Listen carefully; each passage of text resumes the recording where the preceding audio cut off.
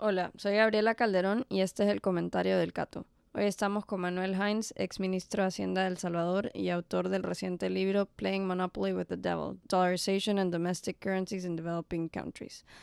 Él fue el arquitecto de la dolarización en El Salvador.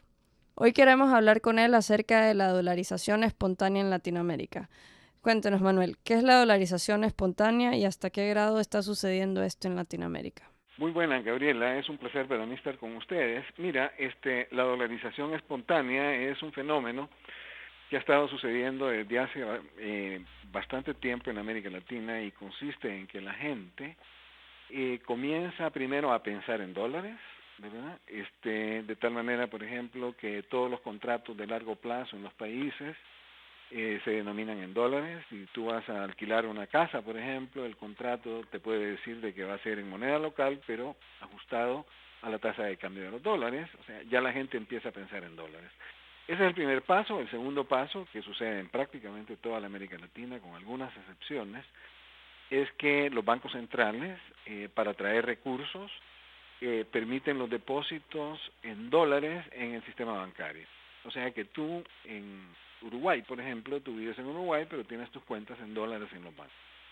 En el caso de Uruguay es muy alta la proporción, igual es en casi todos los países de la América Latina, de tal forma que, por ejemplo, a principios de los 2000, el Fondo Monetario estimaba que alrededor del 56% de los depósitos en Sudamérica estaban denominados en dólares. Y a pesar de esto, los gobiernos en Latinoamérica insisten en tener su propia moneda, porque bueno, ellos dicen que les da más soberanía, pero ¿qué opina usted sobre esto? ¿De verdad les da soberanía? Mira, la verdad es que tú pierdes completamente la soberanía monetaria una vez que tú tienes depósitos en dólares, o incluso aunque no los tengas, porque también pasa en los otros países, si es que la gente piensa en dólares, si es que el estándar de valor que la gente tiene en su mente es el dólar. ¿Y qué es lo que sucede? Lo que sucede es que si tú, por ejemplo, tienes cuentas en dólares y cuentas en pesos, y la tasa de interés en dólares es, pone tú 5%, y se devalúa en 10%. Si tú no le subes a la tasa de interés en moneda local ese mismo 10%, de tal manera que en pesos tú pagas el 15%, la gente toda se te pasa a los dólares.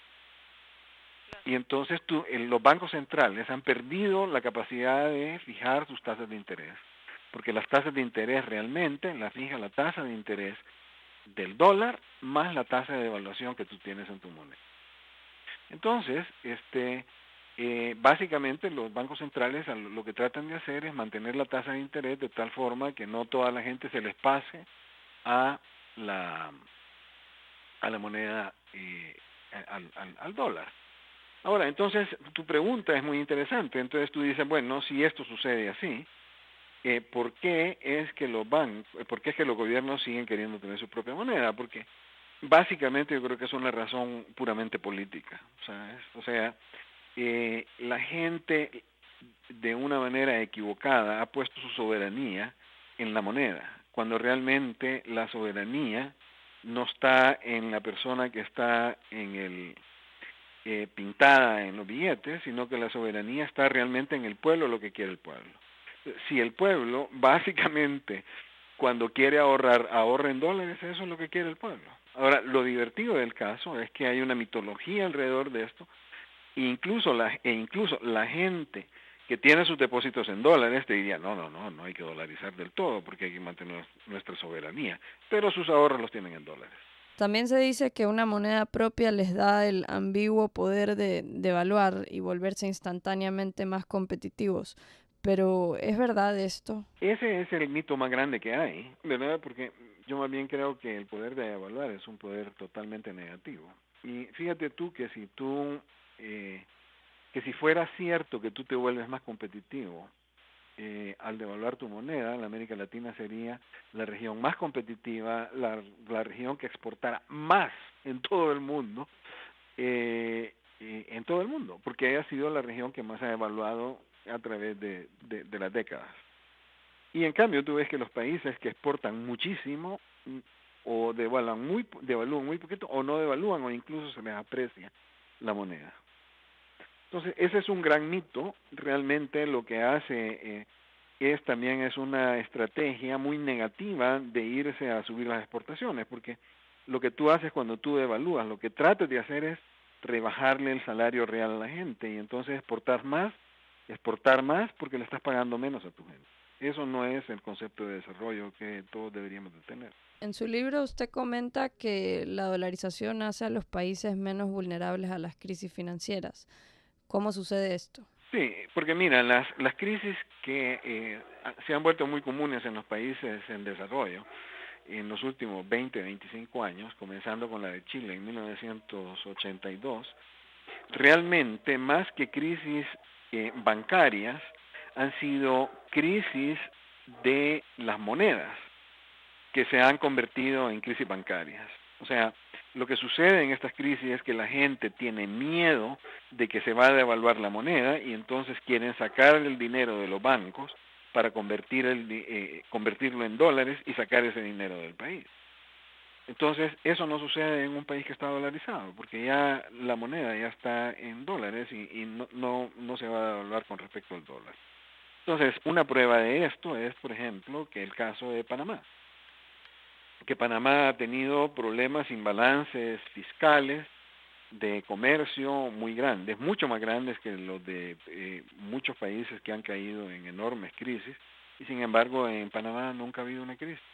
¿Por qué? Porque la gente no tiene ese incentivo, ese terror de que se va a devaluar la moneda y entonces tratar de sacar las monedas de los bancos para poderlo convertir en dólares, porque ya de todos modos están en dólares. Yo soy ecuatoriana y cuando tuvimos nuestra crisis a principios de los 2000, me acuerdo que el FMI le aconsejó a Ecuador no dolarizar porque supuestamente no reunía las condiciones requeridas por la teoría de la unión monetaria óptima.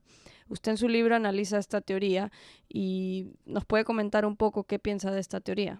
Bueno, eso para mí eso es un análisis muy pobre y la verdad es que hace poco ha salido publicado que el mismo fondo hizo un análisis de sus recomendaciones de sistemas monetarios y que ha encontrado de que las recomendaciones del fondo tienden a ser muy pobres en este sentido.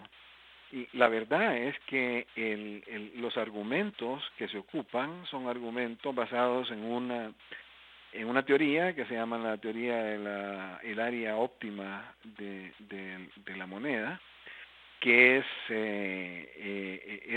demasiado sencilla, digamos, como para poder hacer un análisis de una situación de un país. La verdad es que Ecuador, una vez que dolarizó, en ese momento se paró, usted lo debe saber muy bien, se terminó la crisis. Tenía una crisis que era totalmente imparable. ¿Por qué? Porque la gente estaba haciendo lo que le estoy diciendo ahora. La gente tenía miedo de que la moneda se iba a devaluar más, sacaban el dinero de los bancos y ese dinero después lo depositaban, lo cambiaban en dólares y se lo llevaban. Cuando se dolarizó la economía en Ecuador, se paró ese proceso.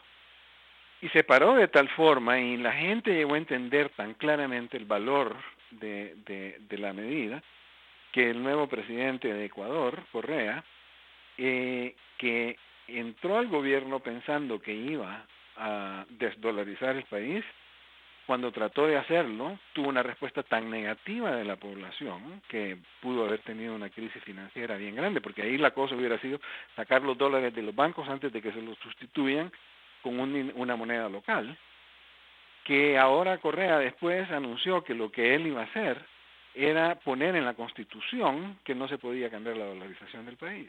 Eso demuestra que la recomendación del Fondo Monetario no tenía nada que ver con la realidad. Como exministro de Hacienda de El Salvador y arquitecto de la dolarización en este país, ¿nos puede comentar cuáles han sido los beneficios para su país desde la dolarización? Bueno, mire, en primer lugar, lo que se notó inmediatamente fue la baja en la tasa de interés. En El Salvador la tasa de interés de préstamos era 18% y cayó inmediatamente después de la dolarización a 6%. También ahora en El Salvador usted puede tener, aquí como en toda la América Latina, exceptuando Panamá, digamos, en ese momento, usted no podía conseguir créditos normalmente por más allá de un año y pico.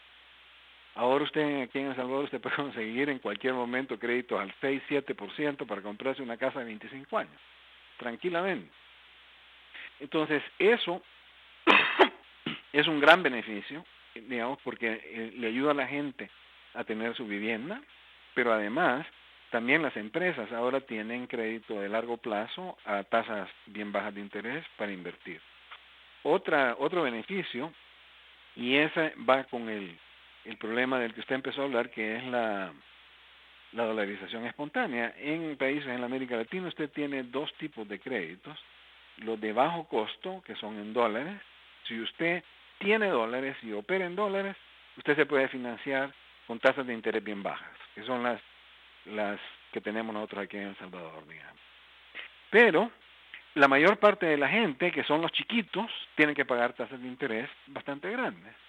Entonces usted tiene que, la dolarización elimina eso y hace un campo plano, limpio para la competencia entre las grandes empresas y las chiquitas empresas, porque todos tienen costos bajos de financiamiento.